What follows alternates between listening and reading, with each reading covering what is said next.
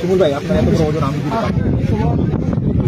জি বলেন শিশু মরিয়ম আসলে ধর্ষণের কথা শুনে আমরা আসছিলাম, কিন্তু ধর্ষণ না, আমরা মেয়েদের কথা বললাম। মেয়েটার বয়স 11, নাম মরিয়ম।